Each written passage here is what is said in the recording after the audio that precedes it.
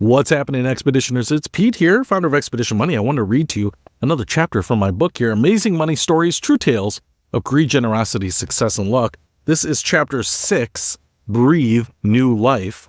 Just short, quick, hopefully entertaining money stories. In the early 1990s, Procter & Gamble had a problem. Their latest innovation, a miracle spray called Febreze, was supposed to revolutionize how people dealt with bad smells. But instead of flying off the shelves, the product was gathering dust. Sales were so low that Febreze was on the verge of being pulled from the market entirely. On paper, Febreze seemed like a surefire hit. It was easy to use and could eliminate even the toughest odors with just a few spritzes. The commercials made it look like a magic potion capable of erasing everything from pet smells to last night's dinner disaster. The ads were everywhere, showing couches covered in cartoon dirt and grime that vanished in a puff of Febreze, leaving behind a spotless sofa bathed in sunlight.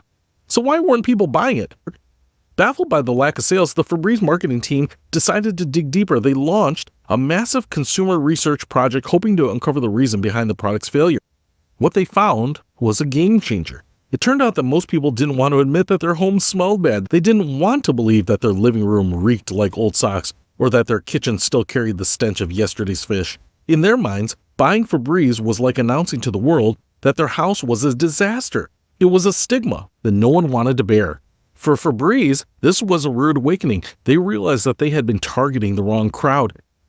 Instead of trying to appeal to people with smelly homes, they needed to focus on those who already kept things clean and fresh. And so, Febreze went back to the drawing board. They completely revamped their marketing strategy, shifting the focus from odor elimination to freshness enhancement.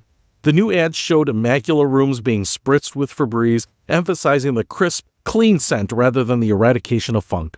The results were staggering. Sales soared as consumers embraced the new message. Febreze went from being a product of last resort to a symbol of freshness and cleanliness. It became a household staple, proudly displayed on countertops and in bathroom cabinets nationwide. The story of Febreze is a testament to the power of understanding your audience. By listening to their customers and adapting their approach, Procter & Gamble turned a flop into a bestseller.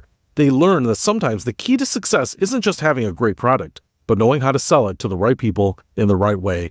One of the things that I loved about this story is that I remember those original ads. I remember like these dirty rooms, the rooms that look like they belong to hoarders in the ads and being sprayed with Febreze and all that stuff disappearing. And not necessarily thinking like, oh, I would never buy that or I would buy it. But at the time, I was probably in college and I thought, hey, maybe that is something I should use. But I'm also not looking to spend $8 on a spray that makes things seem a little bit better. But I do remember them just kind of disappearing and then all of a sudden Febreze becoming this big mainstream product and not seeing those ads anymore. So it was just interesting when I was doing a little research on that, what was happening behind the scenes, because it now makes sense. And even though I was living through it, I didn't really see it happening. But in retrospect, it was the right thing to do and explains the added changes that I saw over the years. So remember, the message is just as important sometimes as the product. I hope that helps. If you want to pick up a copy of Amazing Money Stories, I'll put a link to it in the description below. See you later.